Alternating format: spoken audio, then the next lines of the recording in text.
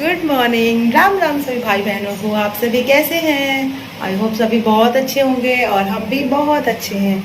जो सुबह का समय हो चुका है और आज है 5 जुलाई। तो 5 जुलाई को क्या है खास?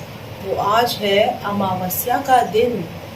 ठीक है, तो आज के दिन हमारे जो पूर्वज होते हैं वो धरती पे आते हैं, उनको रोटी वगैरह, जैसे मरने के बाद उनके लिए रोटी वगैरह निकाली जाती है। ठीक है, तो और वो डायरेक्ट तो आते नहीं हैं, तो जैसे गाय हो गए, कुत्ते हो गए, कौवे हो गए, है ना, उनको रोटी दी जाती है, तो उस रूप में वो स्वीकार करते हैं।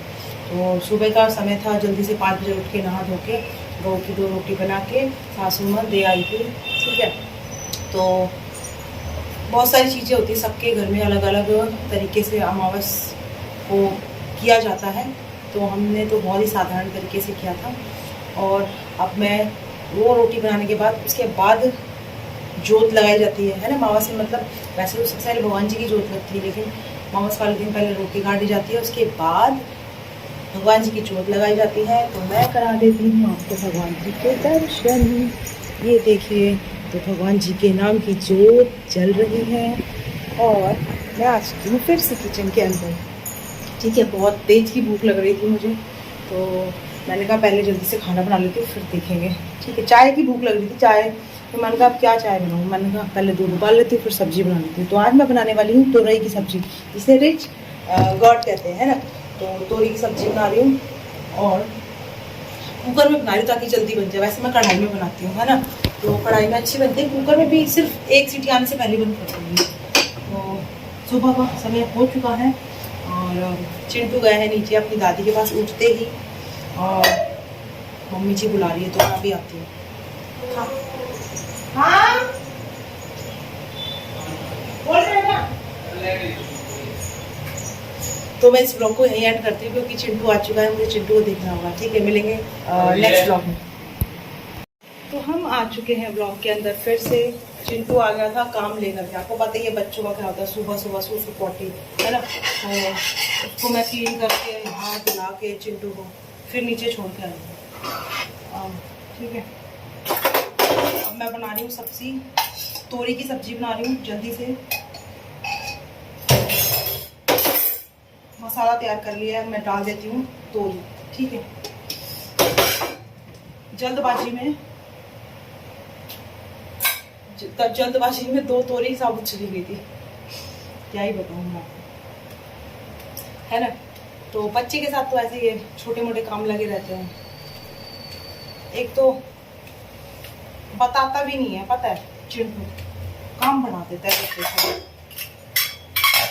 खैर छोड़ते हैं इस सब चीज़ों को, मैं बना लेती हूँ जल्दी से खाना। ठीक है, तोरी की सब्जी 1 सीटी में तैयार हो जाएगी, सिर्फ 1 सीटी में।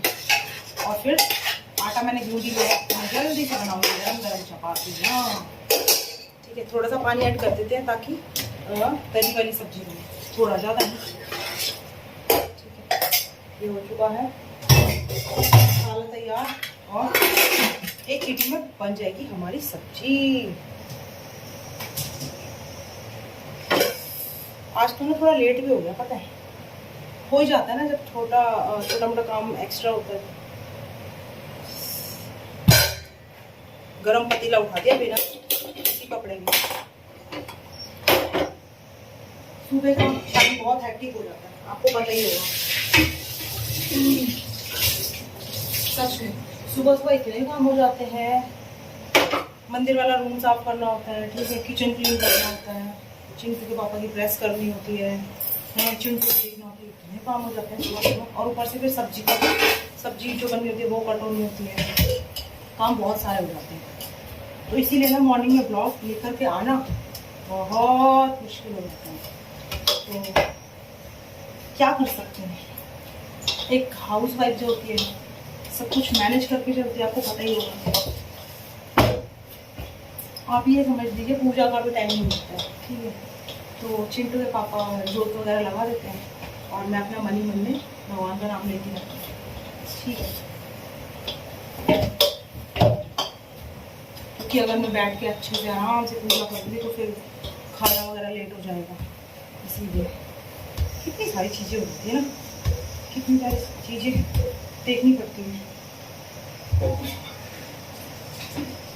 और अभी मुझे रायता भी बनाना है बूंदी का।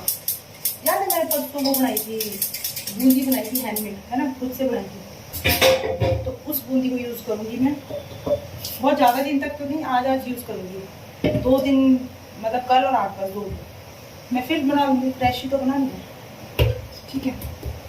तो मैं इस ब्लॉग को ना यही एंड कर देती हूँ। भाई और बहनों बुरा मत मानिएगा, ठीक है, क्योंकि अब सीटी आएगी, गैस पे रोटी बनेगी, तो किचन का जो माहौल है वो पूरा गर्म हो जाएगा और उसकी वजह से फ़ोन हीटअप हो जाता है, आपको पता ही होगा, है ना।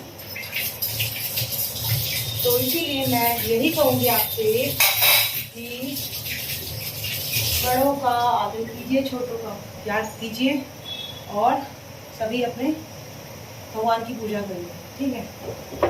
जय श्री राम, जय हनुमान, जय श्री राम।